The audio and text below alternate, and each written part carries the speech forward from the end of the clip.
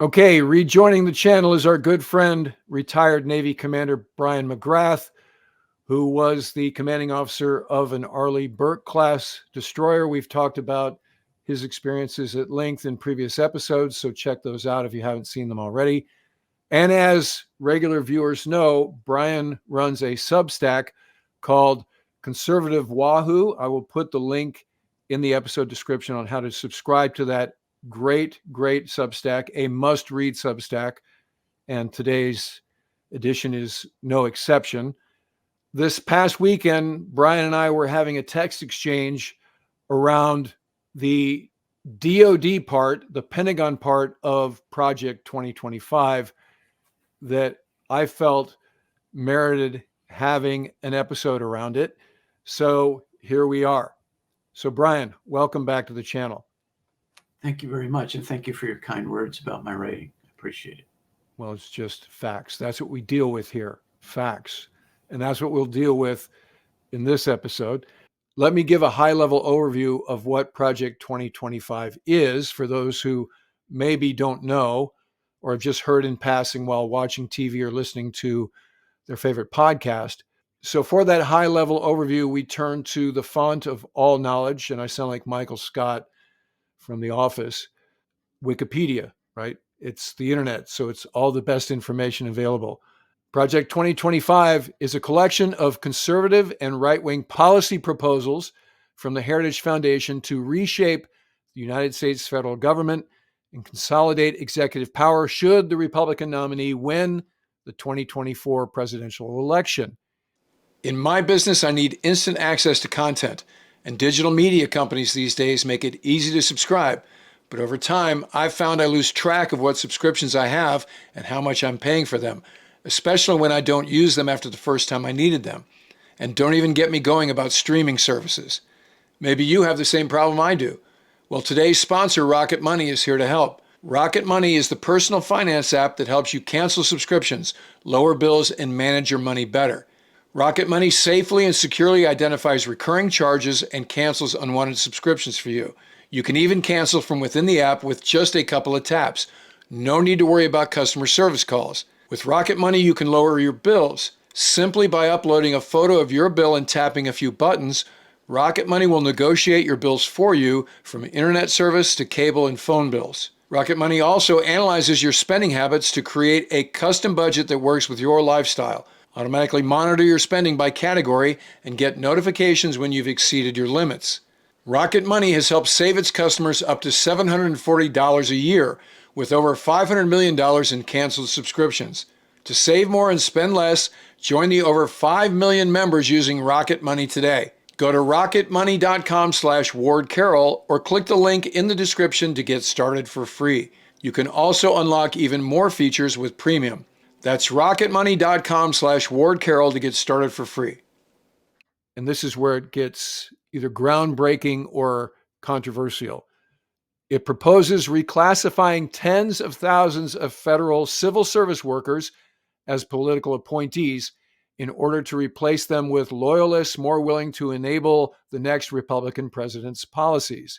Project 2025 proposes taking partisan control of the Department of Justice, the FBI, Department of Commerce, Federal Communications Commission, Federal Trade Commission, dismantling the Department of Homeland Security, and sharply reducing environmental and climate change regulations to favor fossil fuel production.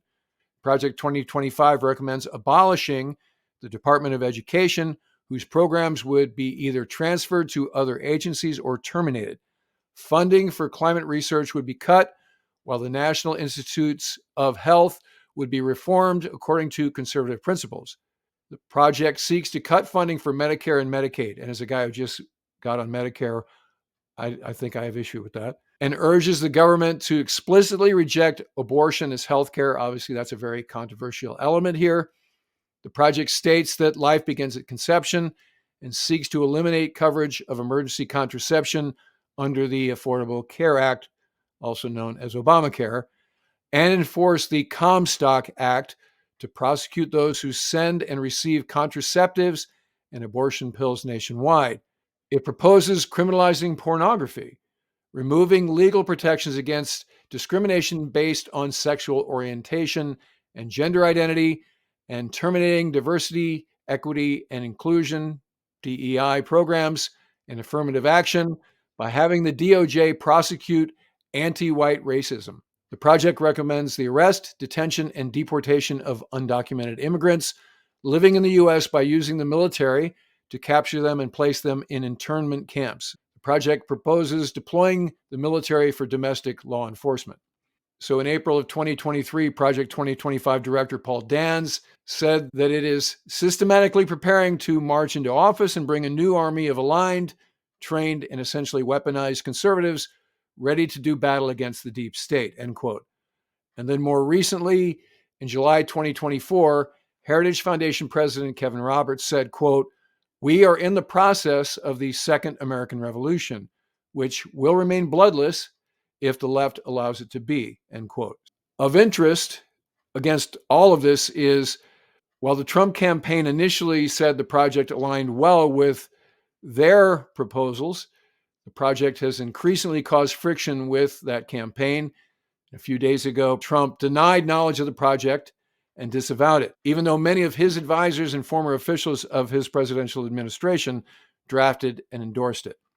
So the reason I want to talk about this on the channel now is because this document potentially will inform the posture of the Pentagon in the next administration. And President Biden's dismal debate performance has changed the calculus in polling.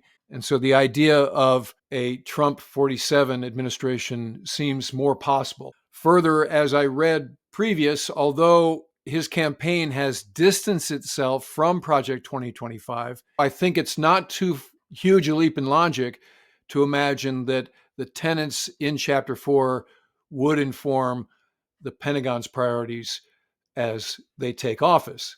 So, Brian, based on everything that I've teed up so far, what are your initial thoughts?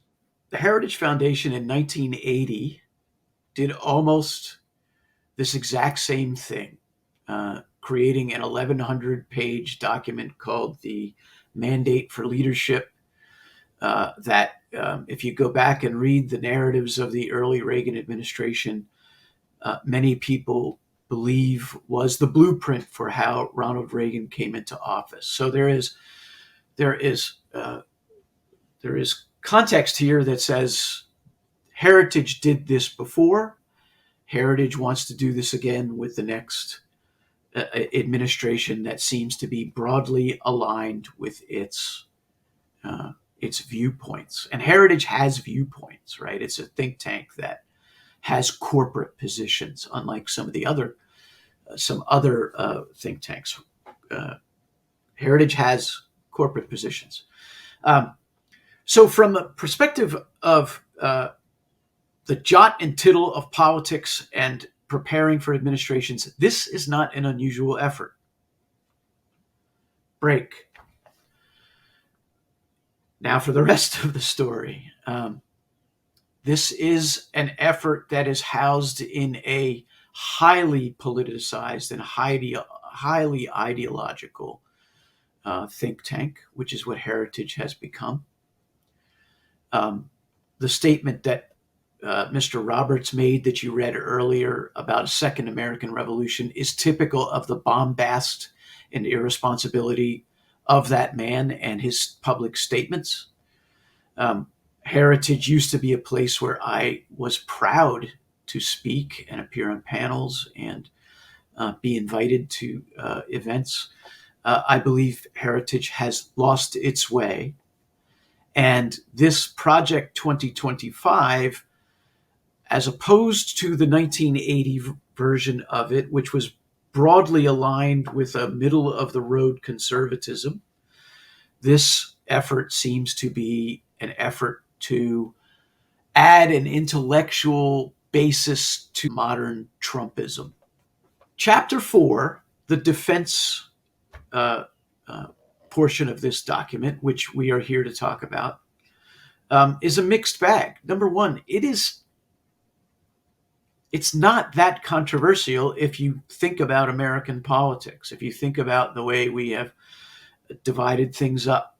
Christopher Miller, who was a fairly low-level political appointee at the beginning of the last administration in 2017, survived people getting thrown off the island throughout the course of that administration to rise to the level of acting Secretary of Defense, where he sat on the day of January 6th, and the activities and insurrection that that day brought forward. He's put together a relatively straightforward statement of defense policy that anyone who remembers what 2017 to 2021 was about in the Department of Defense and what they believed in, anyone who studied those things should not be surprised. This is a restatement of most of the same things that were important to the Department of Defense in that administration.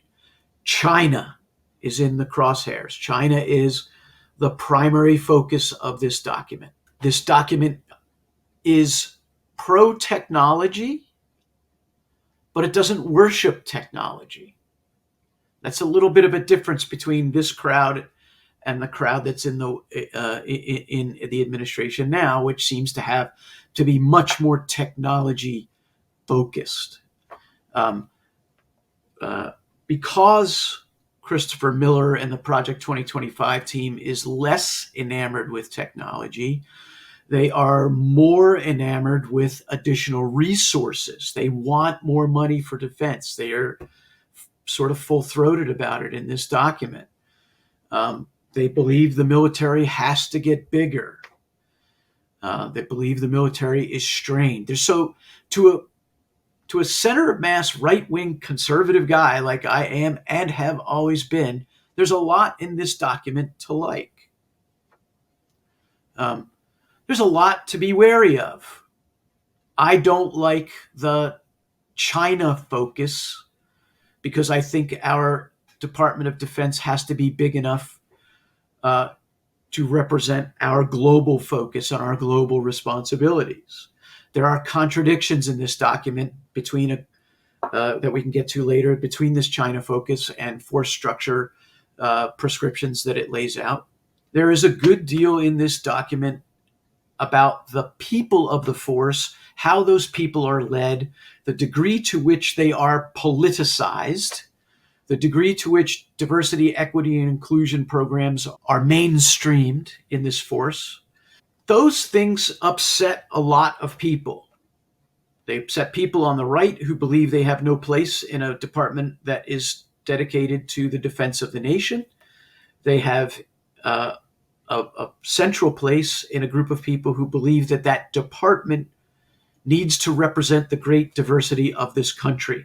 This is a debate that plays out in our public discourse every day, and it's playing out in this document too. And a lot of that red meat populism comes through in this document. But as a statement of defense policy, this is center of mass of what we had 2017 to 2021. Some of it good, some of it really good, some of it less good. So the first thing we'll talk about is here on page 91, which is the first page of chapter 4. It says, the DoD is also a deeply troubled institution.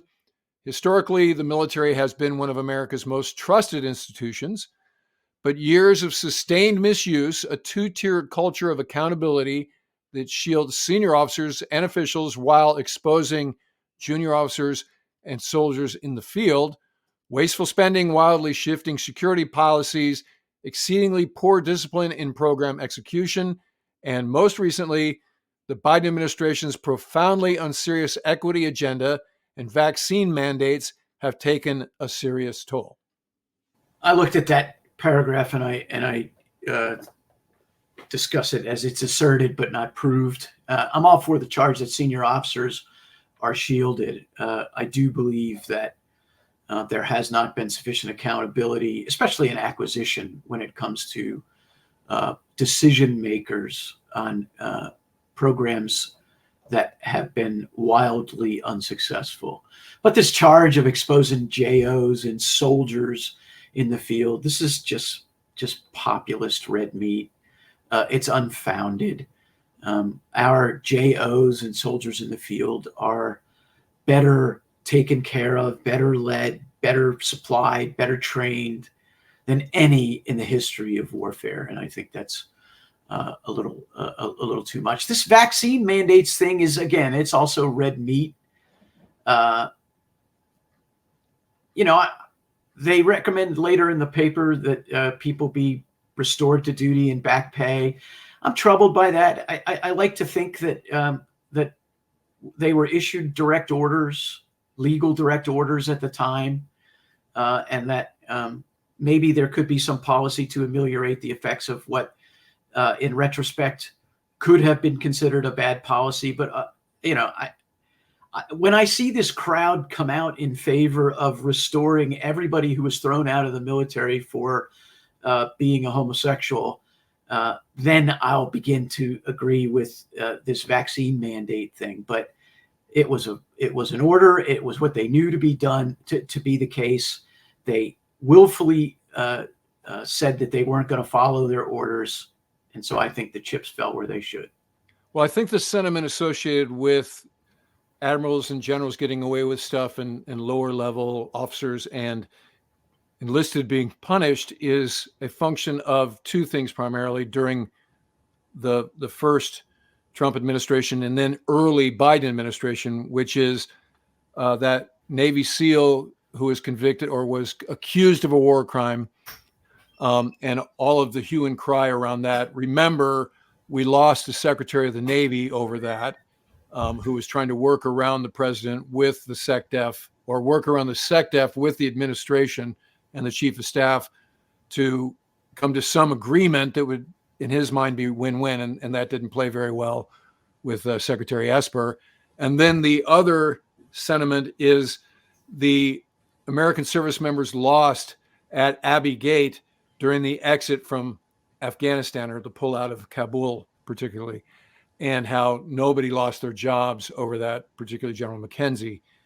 So I think that sentiment is what informs that. And we'll talk in more detail about some of those items as we go forward here. The next passage we're highlighting here, and this is on page 92 of Project 2025, is technology is critical to maintaining our warfighting primacy, but we must be leery of the siren song that technology alone can protect us. And this is kind of what you said in at your initial broad overview. I think this is a reasonable statement. I look at the team that's in place in the Pentagon right now, and I see a bunch of people that I think wish that they were working in Silicon Valley, that wish that they were working at SpaceX.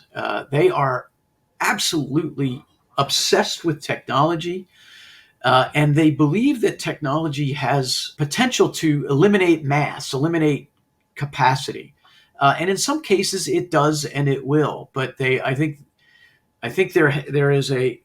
we may have gone too far. I think when I look at force structure within the Navy and I look at the degree to which people are making claims about how unmanned systems are making manned platforms irrelevant, they're just getting way out over their skis. And I like this. This is a useful corrective.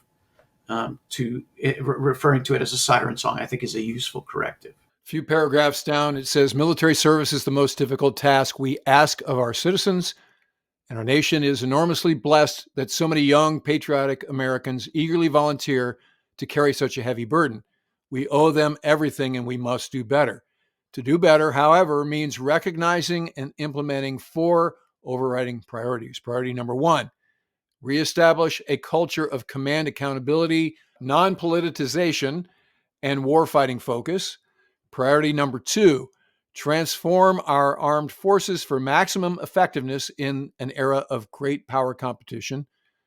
Priority 3, provide necessary support to Department of Homeland Security border protection operations.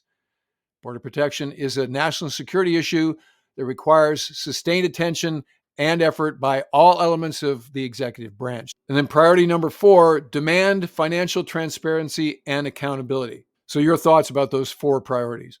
There's nothing objectionable in any of them to me. The next subchapter is called DoD policy, And it states, by far the most significant danger to American security, freedoms, and prosperity is China.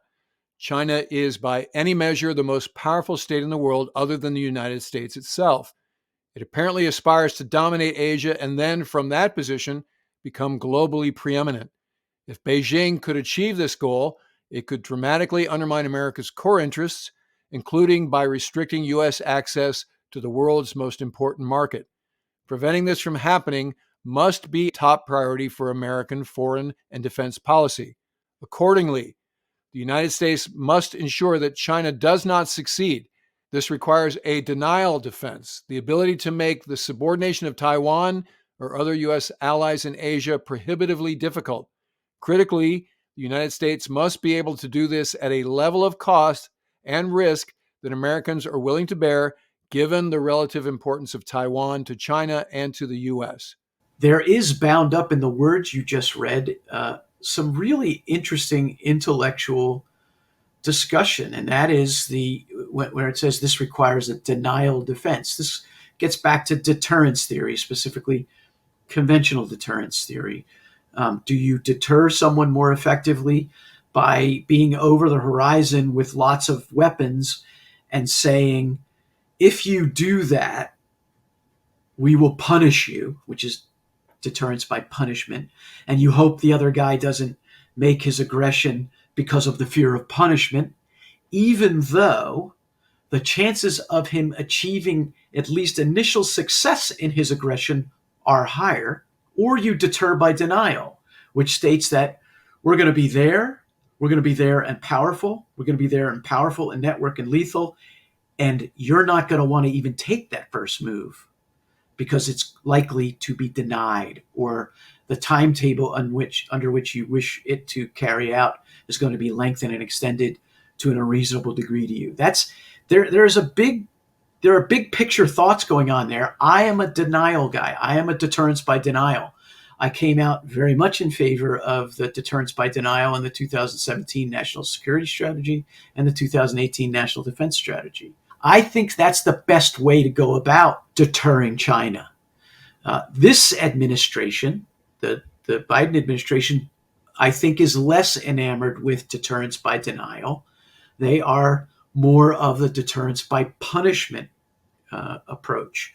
Long history, proud history, not an unreasonable way to do things, but a tremendous disagreement that I have with them. The next passage is another one of those, like we're talking about with our initial impressions, that as I read it, I'm like, this is inarguable. I would want to hear from somebody who disagreed with this posture. And it says, the United States and its allies also face real threats from Russia, as evidenced by Vladimir Putin's brutal war in Ukraine. And so, again, if you just believe what you hear on either progressive or conservative television news programming, that statement would surprise you coming from a conservative think tank. So it says, as well as from Iran, North Korea, and transnational terrorism, at a time when decades of ill-advised military operations in the greater Middle East, the atrophy of our defense industrial base, and the impact of sequestration. That's great they bring that up, because that effort to balance the budget during the Obama administration seriously kneecapped the defense budget for years afterwards, which was an unintended consequence of a poison pill that folks never thought that they would take. And effective disarmament by many U.S. allies have exacted a high toll on America's military. This is a grim landscape. The United States needs to deal with these threats forthrightly and with strength, but it also needs to be realistic. Again, roger that. It cannot wish away these problems. Rather, it must confront them with a clear-eyed recognition of the need for choice, discipline, and adequate resources for defense. In this light, U.S. defense strategy must identify China unequivocally as the top priority for U.S. defense planning, while modernizing and expanding the U.S. nuclear arsenal and sustaining an efficient and effective counterterrorism enterprise. U.S. allies must also step up, with some joining the United States in taking on China in Asia, while others must take more of a lead in dealing with threats from Russia in Europe, Iran, the Middle East, and North Korea. More on that later, because they're very explicit about who has what responsibility as you're facing Russia or China later in this document. The reality is that achieving these goals will require more spending on defense, both by the United States and by its allies, as well as active support for reindustrialization and more support for allies' productive capacity so that we can scale our free world efforts together. Like you said, bigger defense budget. And if I'm a Pentagon critic, I'm looking at that and going, you've got to be kidding me. Your budget is already approaching $900 billion a year. And we're saying that's correct. And it needs to be more. Again, these are the words and the concepts are center of mass, not controversial. But when you contextualize them and you recognize that this document is coming out of the Heritage Foundation, a place that has been really hostile to American support for Ukraine, hostile to American support to Ukraine. And then I see this here where they talk about, Putin's brutal war in Ukraine. What you see here are, as far as I can see, are lurches from brutal war in Ukraine, but the Europeans have to spend more on defense. And they have to. So you see the seeds for the sort of poking of NATO. You see the seeds in this for the rampant calls among folks who generally tend to adhere to Heritage's outlook these days of even leaving NATO. You see here the seeds of extremism.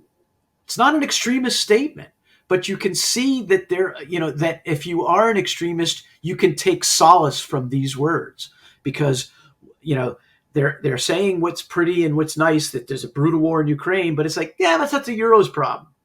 But wait a second. Is the Euro's problem also China, which you've said that we need them to step up and help us with China? And tell me why, if we're going to criticize rich European nations for insufficient spending on defense and threaten structural changes to NATO as a result, why we aren't making those same charges against Australia, Thailand, Taiwan, South Korea, and Japan. Those are rich countries. Those are rich countries that are not spending enough on their own defense, theoretically. We are being inconsistent. We're putting it all on black here, right? We are saying we're all in on China. That's what this document says. That's what the first Trump administration says. It's something I am less happy with. But they're saying what we consider to be bad behavior from allies in Europe, we're going to allow in Asia. Because it's more important to us. There's inconsistencies here, and there are, again, as I said, seeds for arguments, and you can also see the sort of anti-European bias that we saw in the first administration. So the other details, more granular statements associated with China in the next paragraph of Chapter 4 state, this focus and priority for U.S. defense activities will deny China the first island chain. So we talked with Blake Herzinger and others over the years about the island chain concept, first island chain, second island chain. So in this case, the statement, the white paper specifically identifies as denying them access beyond the first island chain. And then sub paragraphs to that statement are: 1, require that all U.S. defense efforts, from force planning to employment and posture, focus on ensuring the ability of American forces to prevail in the pacing scenario and deny China a fait accompli against Taiwan. 2, prioritize the U.S. conventional force planning construct to defeat a Chinese invasion of Taiwan before allocating resources to other missions, such as simultaneously fighting another conflict. Deny China a fait accompli against Taiwan. I'm all over that. Statement 2, prioritize U.S. conventional force planning before allocating resources to other missions, such as simultaneously fighting another conflict, there's a really serious internal problem with another part of this document in which they advocate 50,000 more people in the Army so that they can do two major regional contingencies. They advocate an Air Force large enough to do two major regional contingencies. I am not at all against an Air Force and an Army big enough to do two major regional contingencies. I am, however, happy to point out the internal inconsistency when you say all other before allocating resources to other missions, such as simultaneously fighting another conflict. They're going to have to square that circle. Either we want to be a 2 MRC Department of Defense, or we're all in on China. I would like to be the former. I would like to see the Army and the Air Force spend their time thinking. I'd like to see the Army spending a lot more time thinking about Europe. I'd like to see the Air Force thinking about Europe and the Pacific relatively equally. And I'd like to see the Navy and Marine Corps concentrating on the Pacific. That's how I'd divide up the pie. And in the aggregate, we would probably be focused a little more on China than everything else, but everything else would be covered too. Currently, the Red Sea crisis is keeping the Navy from focusing solely on China, obviously.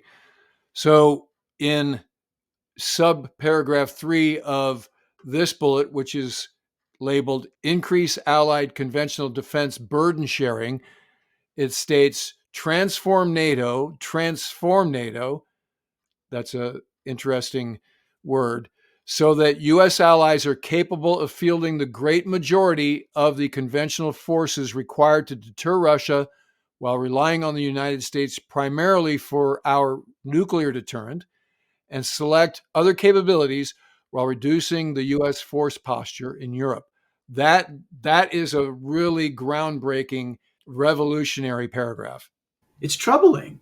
It's troubling because it is a more forthright and clear statement of what we saw from 2017 to 2021. It is stark because the majority of the conventional forces required to deter Russia are in fact fielded by NATO allies and not by the United States of America. I don't know how many troops we have in Europe, but my guess is that the European nations have a number that dwarfs the number of troops we have in Europe. Relying on the United States primarily for a nuclear deterrent, well, guess what? Then we're not a player. Then we're not a player in European conventional arms strategy. We're not a player. This is the camel's nose in the tent for either a fait accompli to NATO, which is you change or we leave, which I think is a little bit of a gangster approach to this thing, or it is the beginning of the end of NATO, as Europeans will then seek to figure out their own security without the United States of America. Now, that's not antithetical to a lot of people in the United States of America. A lot of people in the United States of America believe that why are we backstopping these rich European nations who spend all this money on social programs and not enough on defense? It's a legitimate question. I've asked myself that question 1,000 times. I sometimes get really, really upset, especially with a country like Germany. But I also understand that they are different countries. We are in alliance with them. They have different national security concerns. And at the end of the day, I don't want American national security being executed by allied fiat. I don't want our national security to be impacted by the domestic political considerations of a bunch of countries that are not my country. I want to be strong enough to do these things with friends, preferably with fewer friends if necessary. I think that's at the heart of some of this thinking, but I think there are the seeds of forcing of European allies, or trying to force European allies, which I don't think is going to be good for American national security. Well, when I read that paragraph, the first time, what struck me is when you say transform NATO and then you state the rest, which is basically Europe, you got the lead. Let us know if you need nukes. The word transform is wrong. What you mean is dismantle NATO, because NATO without the United States in the lead isn't NATO. And so, again, in the last administration, there was this sort of vox populi about the Europeans got to pay their fair share, which on paper seems inarguable. Yes, if you got to pay 2%, then pay 2%. Frequent guest Justin Bronk has framed that, has contextualized that in a different way to say that, look, we've always paid our fair share relative to our GDP and our defense budgets. Further, as you talk about Europe taking more of the lead and conceiving of their own defense without the United States, it's already happening. That attitude is already migrating to the fore. So again, when you say transform NATO and you say the rest of that paragraph, really what you're saying is dismantle NATO. And then in Westpac, paragraph 5 or subparagraph 5 says enable South Korea to take the lead in its conventional defense against North Korea. I suggest that the 1 million-man South Korean army is a sign that that's happening. The suggestion that South Korea does not take the lead in its own defense is just breathtakingly wrong. So we won't do a deep dive in the nuclear triad because that's not either of our subject matter expertise, but let me just read what it says before we move on to acquisition, which is how we're going to get the stuff to carry out the policies within this plan. So it says expand and modernize the U.S. nuclear force so that it has the size, sophistication, and tailoring to deter China and Russia simultaneously. So it sounds like two fronts to me. Develop a nuclear arsenal with the size, sophistication, and tailoring, including new capabilities at the theater level. So this is the old tactical nukes conversation. And you remember that rumor mill that said in some Oval Office conversation, the president asked the national security team, why do you have nukes if we're not going to use them? Right. And everybody freaks out at that sort of attitude. But that's the tactical nukes discussion. So develop this arsenal to ensure that there is no circumstance in which America is exposed to serious nuclear coercion. Okay, so that's the nuke piece. So let's move on to the acquisition, DoD acquisition and sustainment. It talks about allowing the acquisition community to focus on portfolio management and move money around more easily instead of being locked into inflexible multi-year procurement cycles. That's the first thing they're talking about here.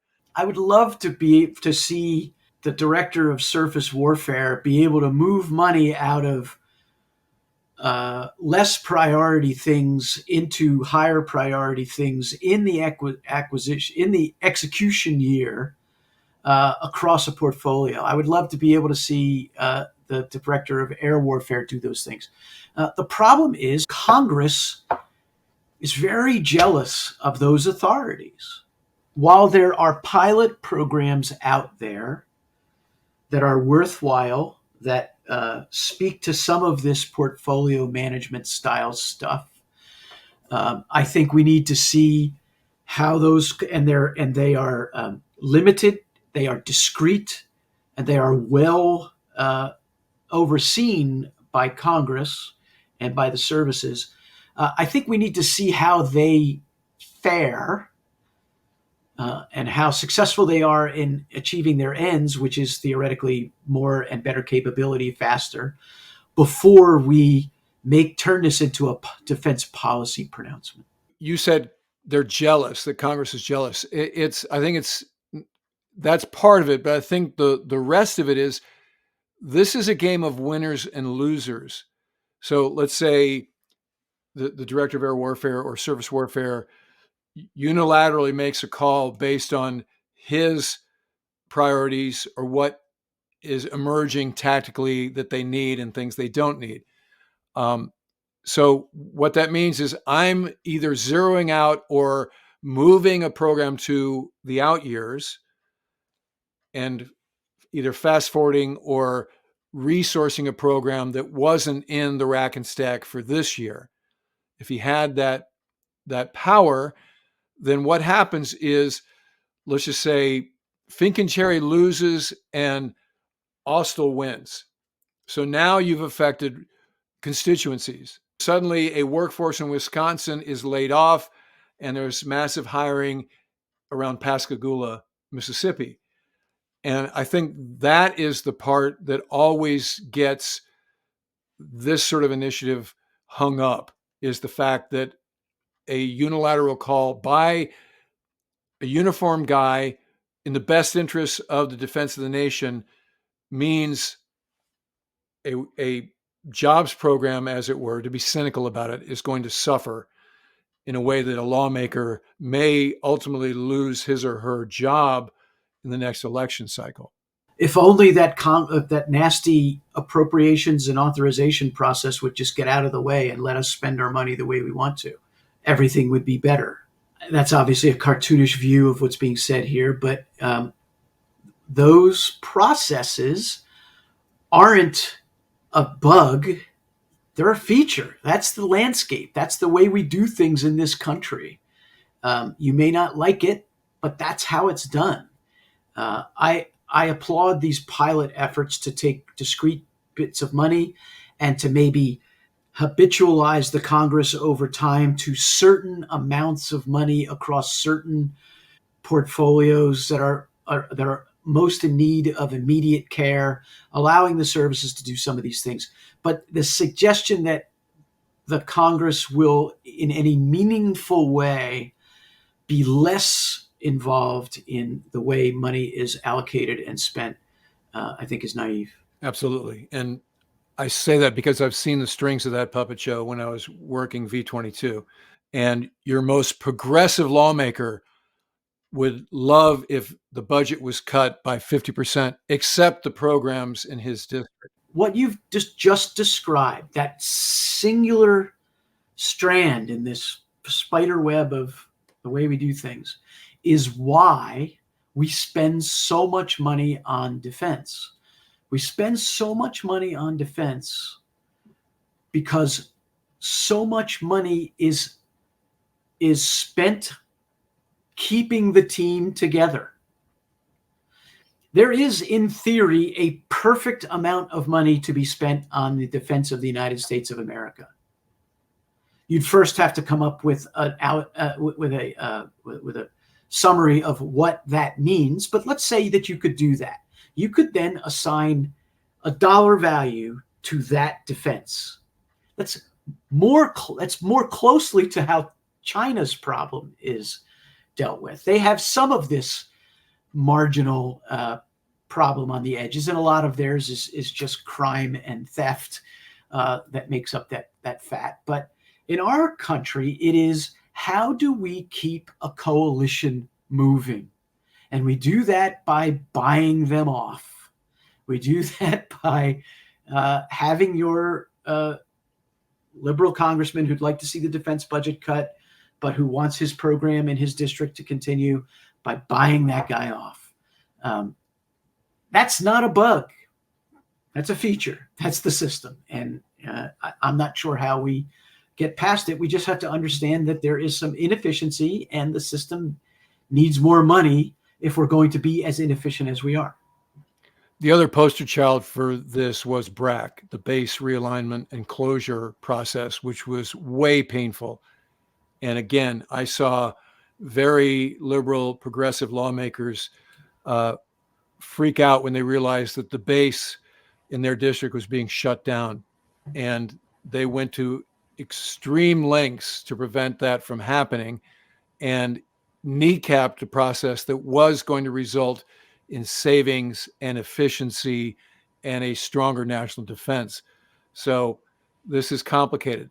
Then we get into DoD personnel, and I think this is the most sort of left-right binary attitudinal part of the document here. So it talks about needed reforms, rescue, recruiting, and retention.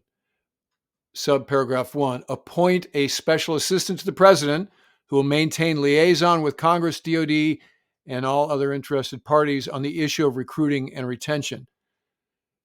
2, improve recruiting by suspending the use of recently introduced MHS Genesis system that uses private medical records of potential recruits at military entrance processing stations, MEPS, creating unnecessary delays and unwanted rejections.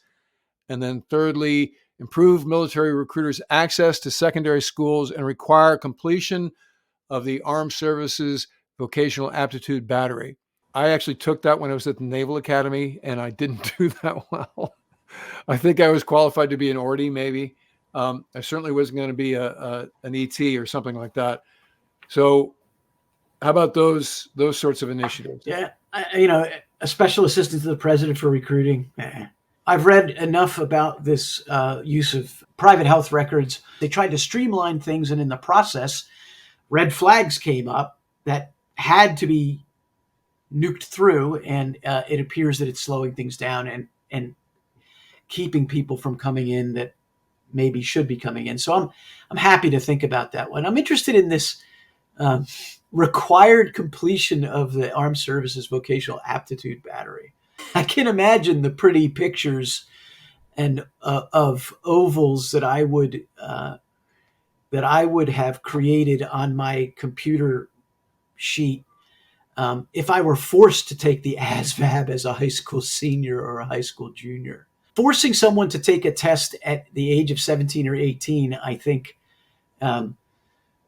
yes, you'll get it. The test will be exposed to a lot more people, and people will get their scores back and say, oh, this may be an avenue to me. So I can see there's some value there, but I can also see if you force somebody to take that test, they're just going to screw around with it. Well, and further, the demand signal is two things at once. It's like hit your numbers, right? Rescue, recruiting, and retention. That's the title of this section.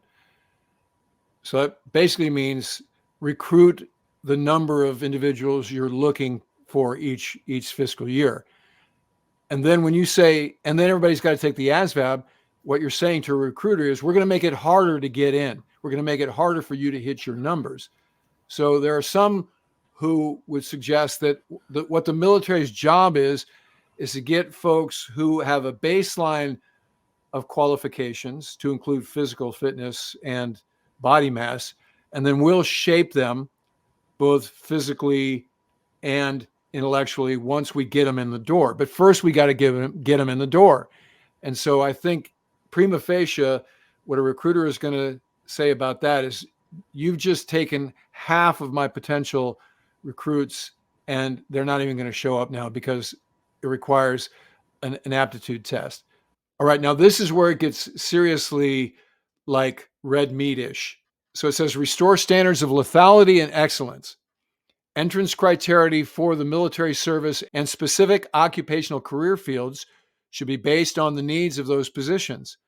Exceptions for individuals who are already predisposed to require medical treatment, for example, HIV positive or suffering from gender dysphoria, should be removed. And those with gender dysphoria should be expelled from military service. Physical fitness requirements should be based on the occupational field without consideration of gender, race, ethnicity, or orientation.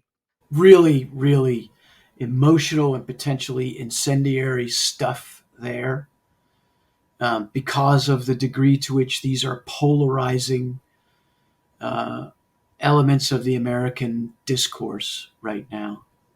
But when I look at what they are suggesting, that HIV positive people or people with gender dysphoria should not be allowed to serve, I am personally okay with that. I believe that if we were bringing people into the service who are showing already a predisposition for expensive continuing medical care, that is something that the military ought not be taking onto itself. I get that this is a policy preference for this team. There's a difference in degree. Bryan McGrath's a garden variety, right of center, conservative activist. I I agree with these things. I come into office as a deputy undersecretary for personnel management or whatever it is. I try to find a way to accomplish goals like this through the bureaucracy of the office. The difference is that these guys are leading with this. This is part of their political appeal to their base. And as such, it should be understood as that. But the problem with it then is then it becomes pretty much a campaign promise. This is the kind of thing that then becomes, or it becomes a condition of service. You're going to be the Secretary of Defense. Do you agree with kicking out people with gender dysphoria? Yes or no? If a potential Secretary of Defense says no, that person's not going to be able to serve.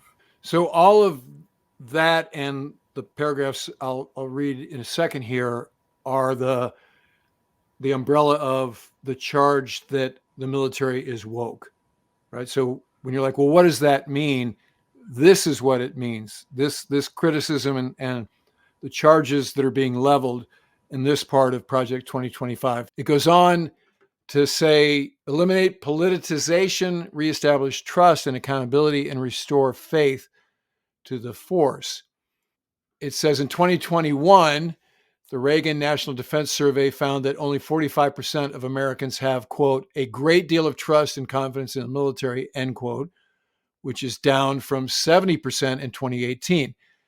And so specifically to build on the gender dysphoria and HIV positive mandate, it says codify language to instruct senior military officers, 3 and 4 stars, to make certain that they understand their primary duty to be ensuring the readiness of the armed forces, not pursuing a social engineering agenda. This direction should be reinforced during the Senate confirmation process. Orders and direction motivated by purely partisan motives should be identified as threats to readiness. Reinstate service members to active duty who were discharged for not receiving the COVID vaccine, restore their appropriate rank, and provide back pay. So, as you said at the outset, now do homosexuals. 4, eliminate Marxist indoctrination and divisive critical race theory programs and abolish newly established diversity, equity, and inclusion offices and staff. So that's probably as red meat as it gets with respect to the counter woke initiatives. Restrict the use of social media solely for purposes of recruitment and discipline any armed services personnel who use an official command channel to engage with civilian critics on social media. It seems like a very specific sort of tenet. Audit the course offerings at military academies to remove Marxist indoctrination, eliminate tenure for academic professionals, and apply the same rules to instructors that are applied to other DoD contracting personnel. And then finally, as we were just talking about, reverse policies that allow transgender individuals to serve in the military. Gender dysphoria is incompatible with the demands of military service, and the use of public monies for transgender surgeries or to facilitate abortion for service members should be ended. So I think melding transgender and abortion is those are two different things, especially in the case of health of the mother. But what are our thoughts about those elements? I am generally in agreement with some of the stuff here. I don't like the idea of making it sound as though people are somehow worse or weak or Marxist, or that there's something inherently wrong with them for thinking these things. We have disagreements. This is what I have a disagreement with you on these things. And the great beauty of our system is that the system was designed to surface those disagreements and move to compromise.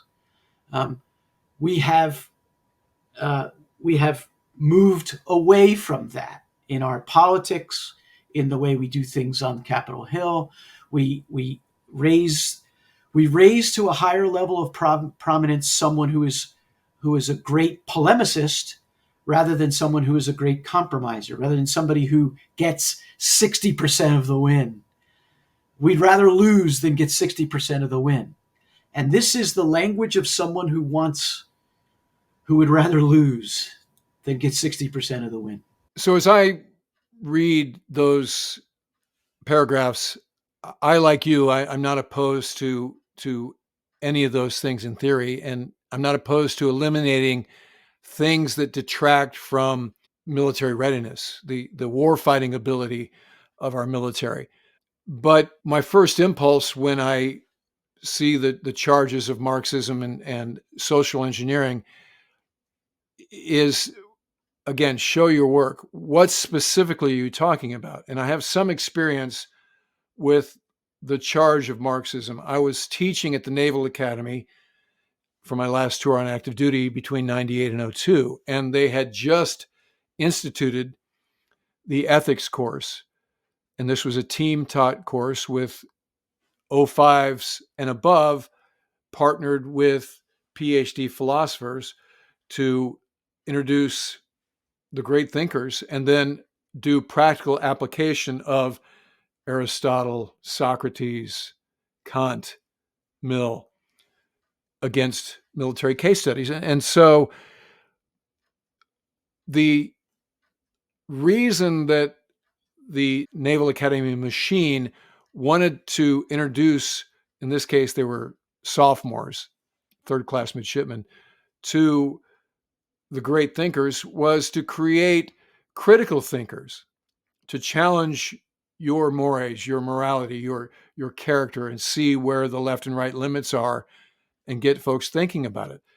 But the critics were like, to even force them through that exercise is Marxist in nature. It's God and country. What else do you need to know? Now go do, which I thought was both ignorant and reckless in terms of creating naval officers, particularly in this case, that could operate autonomously and make the right call. Like you said, get a 60% solution against a complicated backdrop. And so, again, if you can show me, if you can tee up an example of a program or a forced lecture or a 3 or 4 star who's like doing social engineering as their primary responsibility, then I'm like, yeah, let's deal with that unflinchingly. But too often, this is just broad brush invective that isn't run to any sort of pragmatic or practical reality. And it's also generally ignorant of what actually is going on the force. I was just aboard Harry S. Truman a couple months ago. Very diverse crew, different than when I was out there doing it. But I'll be damned if I didn't perceive motivation, competency, mission accomplishment, war fighting preeminence across the rank structure, and so again, I'm asking that the authors of this and any folks who are on that side of the equation, when you level these charges, that please come armed with some specific examples, not just anecdotes or things you heard from a talking head on some conservative outlet. I don't like this differentiation and this atomization of Americans into identity groups. I don't like it. I also recognize that it's been going on in America since America was a country, and that it's just part of the way. Maybe people talk about America as a melting pot. It's not a melting pot. It's a fruit salad, right? I mean, we get you mix together things that never lose their individual wholeness. I don't cease to be an individual because I joined the Navy. I bring my individual talents and everything else to that group, and that group then is strengthened through the things that I bring to it. The problem, I think we run off the rails when we start to then believe that there are certain talents and gifts that accrue to your being a member of a certain identity group. That's where you start to run off the rails. But identity groups are raised up for these potential gifts and talents that accrue to their membership in this group, which I think is bunk. Take me as a man, take you as a woman. What do you bring to the table? That's how you should be evaluated. Exactly. And the beauty of the military is the job and mission accomplishment are self-evident. And so you don't need to point at it and identify it. And I think in so doing, sometimes you create divisions that don't exist. So Right. if a leader is doing his or her job, then you will advance people based on their job performance. They will take pride in the fact that they did the job well. Their peer group knows who's the good navigator, who's the good line handler, who's the good helmsman, who's the good weaponeer, who's the good ball flyer, who's the good marksman. All these things are the empirical truth of military service. This is what's rewarding about it. Yeah. And so when these things get force-fed into the equation, which really is social engineering, it's not the higher ups that are offended or derailed by it. It's those who are trying to advance based on their own performance. And again, a good unit doesn't even think in that way. And so when they're forced to, it's jarring, and so I think that's where it's disruptive. And it's only when a person is being propped up, as you said, because of their identity, their social identity, their political identity, against and over and above their mission performance, that it becomes an issue. And then there's a paragraph called "Reduce the Number of Generals." It says rank creep is pervasive. The number of 06 to 09 officers is at an all-time high across the armed services, above World War II levels. And the actual battlefield experience of this officer corps is at an all-time low. The next president should limit the continued advancement of many of the existing cadre, many of whom have been advanced by prior administrations for reasons other than their warfighting prowess. Okay, this is another one of those I'm going to say, show your work. All right, so take the annual review edition of Proceedings magazine that has every flag and general officer by billet listed from CNO, Commandant Marine Corps, all the way down to the 1-star and some of the FROC, and go through that roster and tell me who has to go and for what reason and what you're going to do to shore up what is lost when you either eliminate that billet particularly or that officer, right? That's the problem I have with this broad brush. And let me just say it, this feels like something that Senator Tuberville would say when he calls, as he's holding up advancements which slow rolled the careers of a lot of folks that you and I know unjustly. And these are hardworking patriots who, did the job well when they were junior officers, including fighting wars. And he labeled them as desk jockeys, which is profane.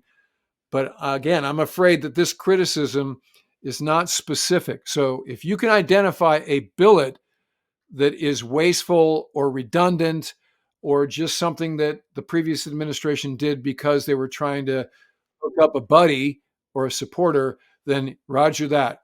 Let's zero that out. But otherwise, I think the devil is in the details of what you're talking about here. I couldn't agree more. I think this is sort of populist nonsense. One of the reasons they point at 3 and 4-star officers earlier is because they require Senate consent, not just for a promotion, but for every new job they go to. So if a vice admiral goes from one job to another, he or she has to go before the Congress for that. When I look at the span of control, I know a lot of admirals. My homeboys are now coming into their kingdoms. They're 3 stars and 4 stars. They have a ridiculous amount of responsibility. Their span of control is immense, probably too big in some cases.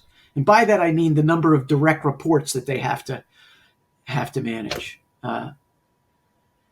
This is red meat for Bubba. and it makes everybody feel good that we'll get rid of a bunch of generals and admirals, I think we would regret that if we did. All right, so let's get to the specific service initiatives in Project 2025. So starting with the Army, subparagraph 4 inside of Rebuild the Army says, increase the Army force structure by 50,000 to handle two major regional contingencies simultaneously. Now, this goes back to what you were talking about in terms of you're trying to have it both ways. Focus on China, but have an army big enough to fight two wars at once. Exactly. It's just internally inconsistent, and it's something that they should be called to account on. So it says focus on deployability and sustained operations. The U.S. Army's very lethal ground force capability is irrelevant if it cannot quickly deploy to locations for employment in decisive operations to secure our global security interest. Additionally, if Army logisticians provide the ground transportation, fuel, food, and water, munitions, medical supplies and services, and veterinary services that are critical to sustainment of the other services. Deployability of the Army is an issue. Sea lift is an issue. Sea lift ships is a place where we could begin to build immediately. We could get hot production lines. We could actually get going on things and increase our number of ships. The Army doesn't want to pay for it. And so that we wind up in a situation where we have somewhat less ability to close the force than we need. And this is another element of the culture war here under the Army part of this document. Transform Army culture and training. The Army can no longer serve as the nation's social testing ground. A rebuilt Army that is focused again on its core warfighting mission and empower it with the tools, resources, and authorities it needs to accomplish that mission must be the next administration's highest defense priority. Subparagraph 1. Stop using the Army as a testbed for social evolution. Misusing the Army in this way detracts from its core purpose while doing little to reshape the American social structure. So that's basically what they're calling a lose-lose. The Army no longer reflects national demographics to the degree that it did before 1974 when the draft was eliminated. Paragraph 2 says demand accountability in senior leaders to reverse the decline in public support for military service. It's a breathtaking statement. A rebuilt Army that is focused again on its core warfighting mission and empowered it with the tools, resources, authorities it needs to accomplish that mission must be the next administration's highest defense priority. That's the number one priority. If we are to believe whoever wrote and edited this document, and I'm not sure anyone edited it, but I look and I see that's the highest priority. Okay, but why? When you say that that's the highest priority, it just becomes rhetoric. Demand accountability for senior leaders to reverse the decline in public support for military service. I think one of the reasons there's a decline in public support for military service is that there's a lot of places young people can go that aren't the military and that are perceived to be more financially rewarding. I get in trouble a lot because people think that I think you can solve everything with money. You can't solve everything with money, but you can make a lot of problems better with money. And I think if we paid junior enlisted people more money, there would be more of them. I took Econ 101. I know things. That's the way that works.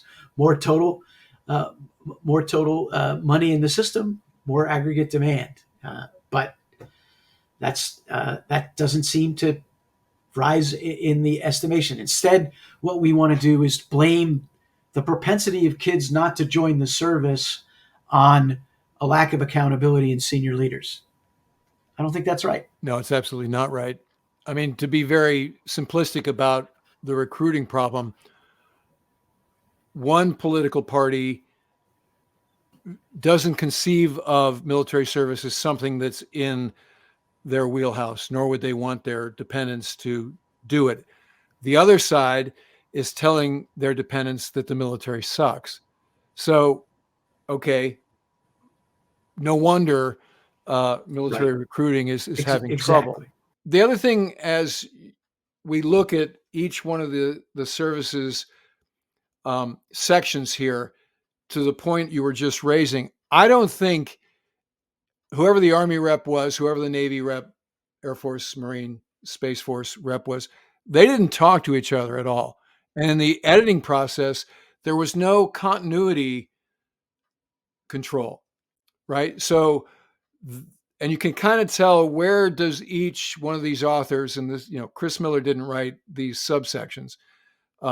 He just took credit for the entire chapter, but you can tell where do these authors live on the political spectrum in terms of how much are they fired up about the social experimentation equation. And the reason I say that is because now as we move to the Navy section, there's nothing about culture and we got to do something about social engineering in the Navy and so forth and so on. It just jumped out at me.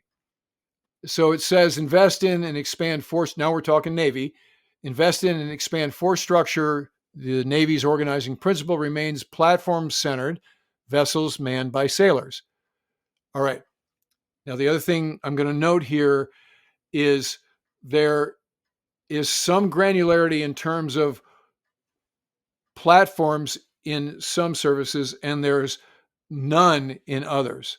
So, particularly in the Navy section, they say build a fleet of more than 355 ships. And I know you're going to tell me, yes, that's the law, but that's it. There's no breakdown of what do you mean when you say 355 ships, of what kind, right? Now, the Marines bring up the amphibs disparity. So we'll talk about that when we talk Marines. But the Navy does not talk at all about 14 aircraft carriers, how many destroyers, how many frigates, how many submarines, of what class, boomers versus fast attack. There's no granularity here in this document. So your thoughts about that? This Navy section is not good. It's not well written. It's not well developed. It has a couple of big ideas. I'm very much in favor of the fact that it says the organizing principle remains platform-centered, vessels manned by sailors. And then it says develop and field unmanned systems to augment the manned force. That's unmanned in support of manned is the way I approach force design, fleet design, and force structure. And seeing it here gives me confidence.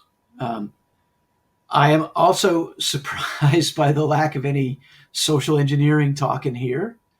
But it is, it's writing a document by committee and a lack of competent editing.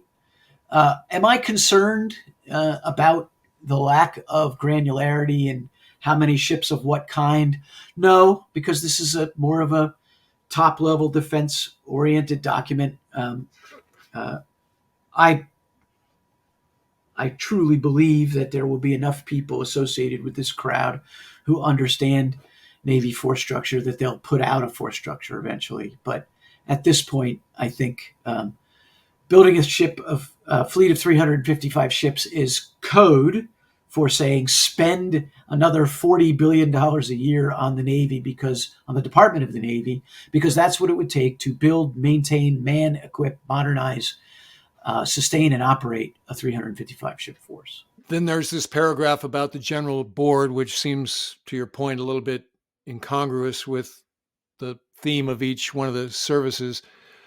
Reestablish the General Board. In contrast with the Navy General Board that served ship development so well during the interwar period, the current joint process for defining the requirements for major defense acquisitions is not well suited to long-term planning of the sort that is needed for USN fleet architecture and shipbuilding. The Interwar General Board should serve as a model, empowered with final decision authority over all requirements, documents concerning ships and the major defense systems fielded on ships. The individual board members would ensure a broad base of knowledge as well as independent thinking.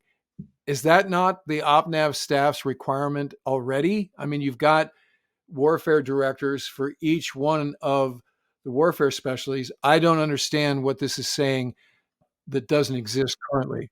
There is a feeling among navalists, myself included, that the identification of requirements for and acquisition processes attending to the construction and maintenance of a fleet is not a joint matter. Changes to the Flight 3 Arleigh Burke destroyer had to go through the JROC process. The FFGX program had to go through the JROC process. I think what they're trying to intimate here is that shipbuilding is different and that it should come out of the existing joint processes that both define requirements and then move that requirement forward through the acquisition system. This is a sophisticated argument that I generally agree with, that because it is packaged under Reestablish the General Board is incomplete, and it doesn't get across the extent to which DoD level and joint staff level process gymnastics gets in the way of building ships. That's what they're trying to get across here. Then it talks about accelerating the purchase of key munitions. It takes years to build and maintain navies, but only hours to expend their ordnance in combat. The Navy must be prepared to expend large quantities of air-launched and sea-launched stealthy precision cruise missiles against both targets at sea and ashore. Additionally, modern air defense requires the use of high-performance surface-to-air missiles. So this is a lesson learned from the Houthi experiences in the Red Sea most recently. And it talks about producing these key munitions at the maximum rate with significant capacity, and then working with Congress, employing the widest possible range of techniques to enhance the munitions supply chains and workforce. There's something woefully missing here when you're talking about the inventory of munitions. Yeah, it's directed energy. And maybe the authors of this believe that that's too far down on the pecking order, or too specific, or too individual. But the bottom line, whether we're talking Air Force, Navy, Army, Marines, we are going to potentially fight an industrial power that can decidedly outproduce us missile for missile. And so continuing to try to match them missile for missile is a fool's errand. We really need to start to use other capabilities, which I think is directed energy, lasers, high-powered microwave. There's none of that in this. I have talked to the Secretary of Defense. I've talked to others Secretary of the Navy, talked to others within the Department of the Navy. The Navy needs a moonshot. The Navy needs to get a high-powered laser developed and tested at sea in the next 3 years. It needs to happen fast. Money needs to go at that. We need to get the money. We need to tell the acquisition community that this is something that we value. I haven't seen that yet, and I'm not sure I'm gonna. Yeah, that should be a huge foot stomper in this section of this document.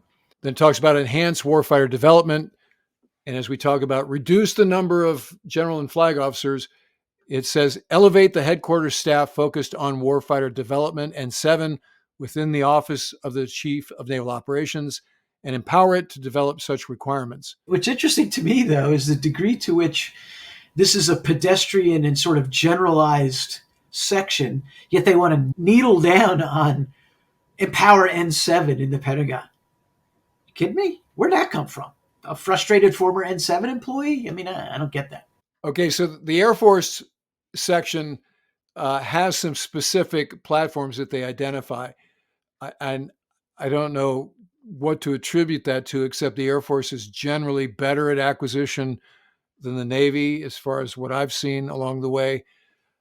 Needed reforms, increase spending, and budget accuracy in line with a threat-based strategy.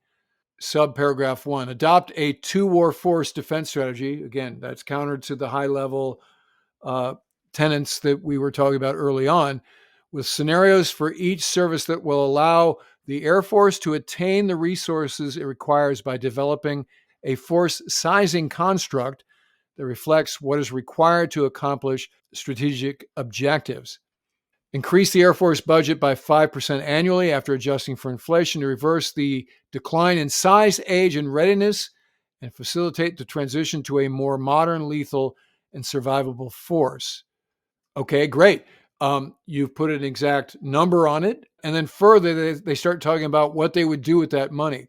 They talk about specifically increase F-35 procurement to 60 to 80 per year, build the B-21 at 15 to 18 aircraft per year, increase airlift, refueling capacity to support agile combat employment, develop and buy a larger quantity of advanced mid-range weapons, 50 to 200 nautical miles, and size to maximize targets per sortie for stealth aircraft flying in contested environments against target sets that could exceed 100,000 aim points. So you're getting some real granular requirements here, which I think is great in terms of saying what is it specifically we need. I like it too. I wish the Navy writer was as on the job. Yeah. Then they talk about accelerate production of the Sentinel ICBM to reduce requirements of the Minuteman III, increase the number of EC-37 Bravo electronic warfare aircraft from 10 to 20. That's a China-facing requirement. And then they're talking about investing in the future of the Air Force. So this gets to your point about talking cyber, talking electromagnetic spectrum, so forth and so on. So I think the Air Force section has a better framework, a more actionable framework than the Navy particularly. Okay, so the Marine Corps, now it surprised me based on the fact that this is a GOP document, that they embraced Force Design 2030. Did that surprise you? I was shocked.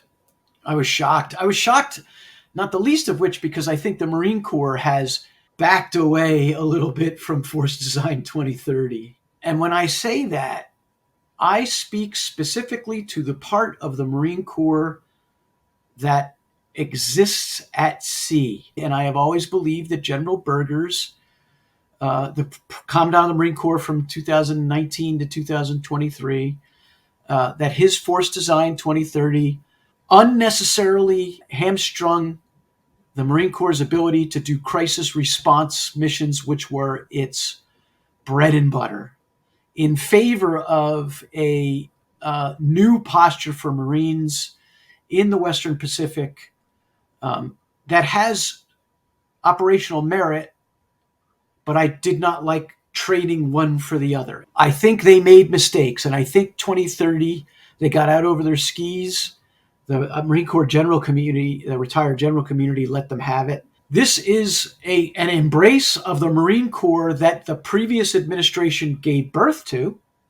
They picked Berger as commandant. They sat there and watched during 19 and 20 as he implemented these changes. And so they are embracing stuff that they were responsible for. But ultimately, it seems to me that the accumulated light of history and enough information and data has come out to suggest that some of those moves were precipitous and need to be reevaluated. And I think to a greater degree than any of the other services, the Marines are paying attention to the war in Ukraine. And so to that point, their priorities in concert with Force Design 2030 are articulated here, where they say transform USMC force structure by eliminating all USMC law enforcement battalions, transform at least one infantry regiment into a Marine littoral regiment, and then reduce the size of remaining infantry battalions. These were the things that the graybeards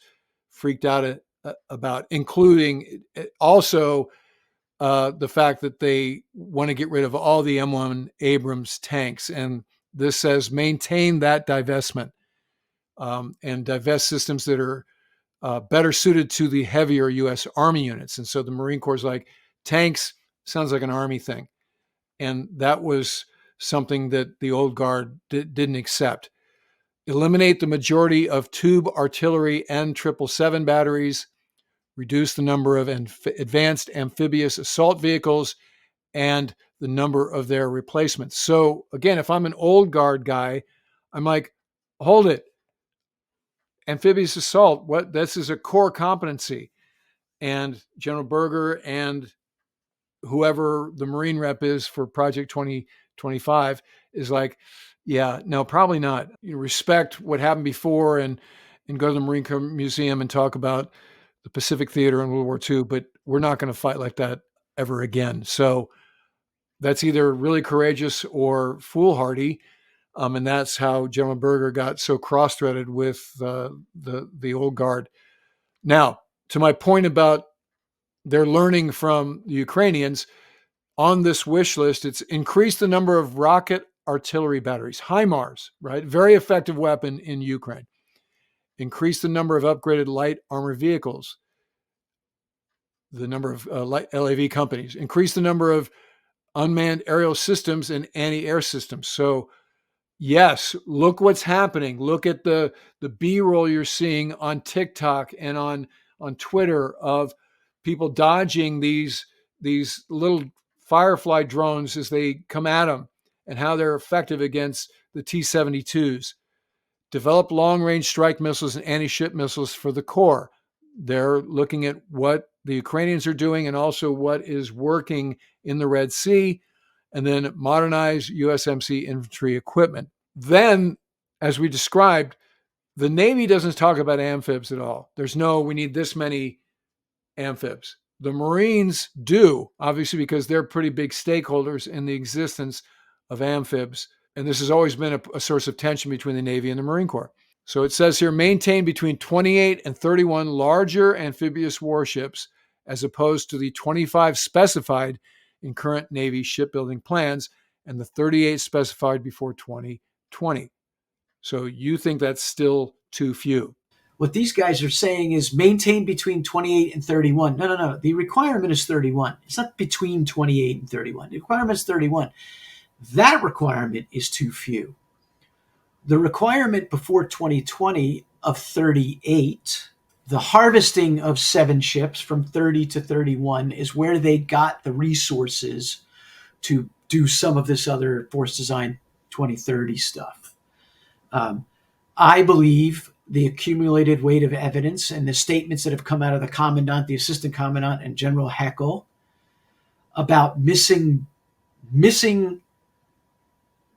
bells, missing requirements, where the Marines over the last 3 or 4 years, where Marine amphibious power would have been employed and did not exist, was not ready, did not exist for the Marines to use, is a direct result of not having enough ships. That 38 ship limit that was in place until 2020 supported the ability to maintain a 3-ship ARG in 3 places, continuously and indefinitely.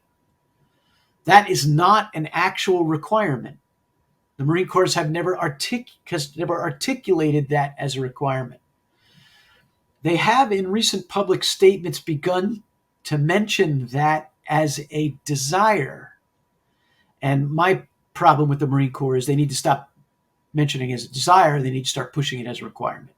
If you have a requirement for 3 amphibious ready groups in 3 different places, continuously and indefinitely, that is a minimum of 36 ships. That means all of them are always working.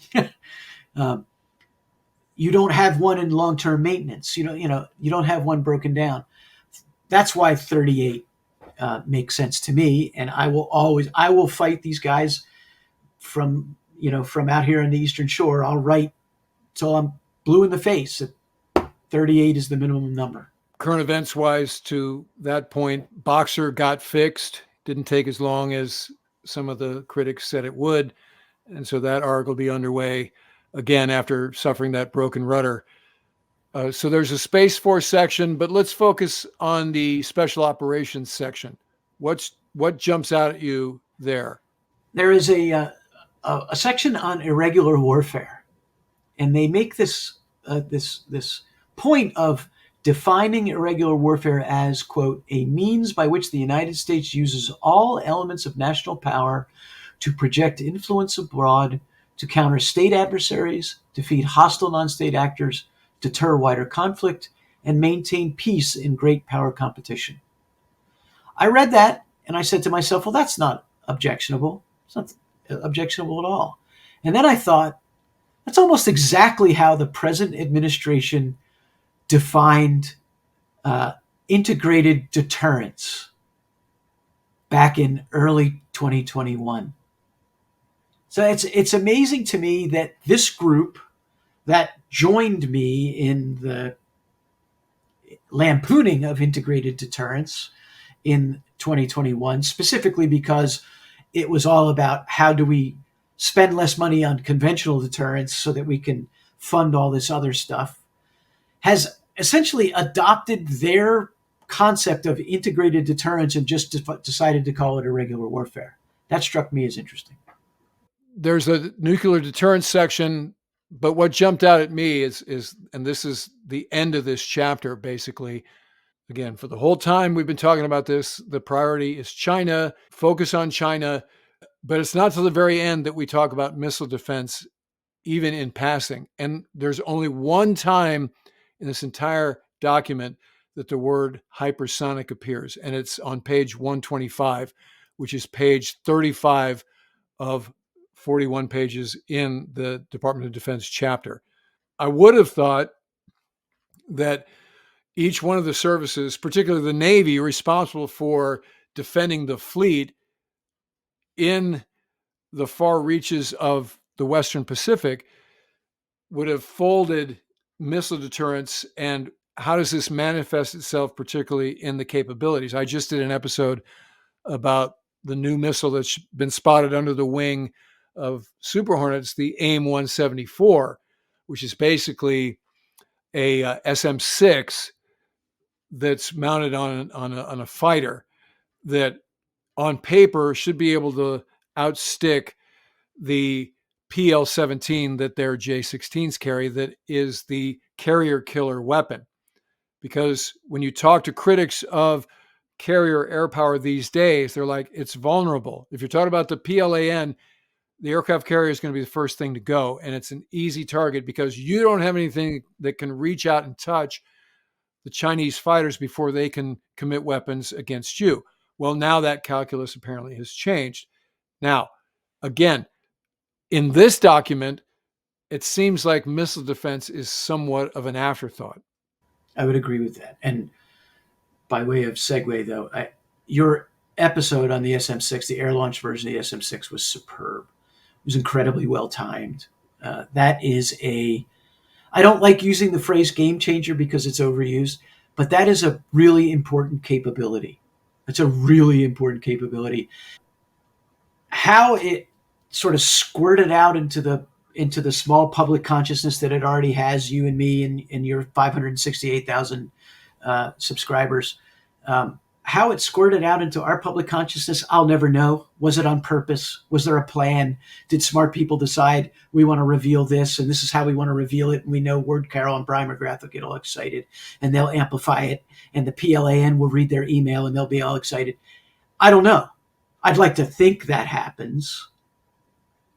But the fact that we have that weapon and that weapon is fielded and reported to be operationally deployed makes me very happy. And perhaps that's a good coda to this discussion is, in spite of all of these priorities and what the think tanks or the defense officials or the 3 and 4 stars are stating as their priorities, there are hardworking service members out there who are making choices daily, especially on the test and evaluation and the developmental front and the tactics innovation front at centers of excellence like Top Gun and Top Dome and the Swifties on ships nationwide that are seeing to the national defense in that way. So I, like you, want to believe that this was all on purpose. And while we were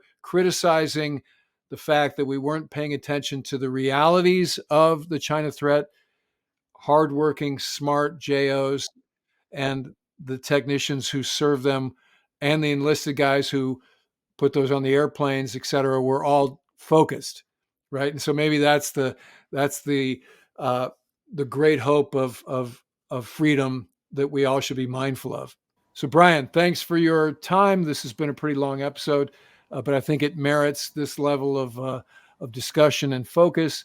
Thanks for bringing your expertise and experience to bear.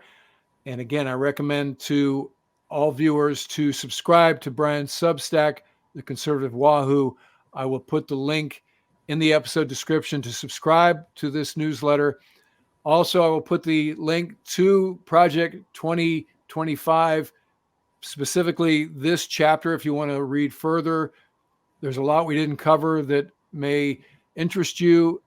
Again, I'm saying that these days, as an American citizen or as a citizen of a free state across the globe, it's important to be informed. And the way to get informed is to read the documents like this Project 2025 and other white papers as they become available. So I don't care what your political affiliation is. This is an important document that merits understanding and discussion. So that's why we dedicated this episode to it. So again, thanks a lot for the time, Brian. Hope I see you again in person very soon. Time well spent, Ward. Thank you very much. All right, that'll do it for this episode. If you're not already a subscriber, become one so you do not miss anything going forward. And in the meantime, I look forward to talking to you again very soon.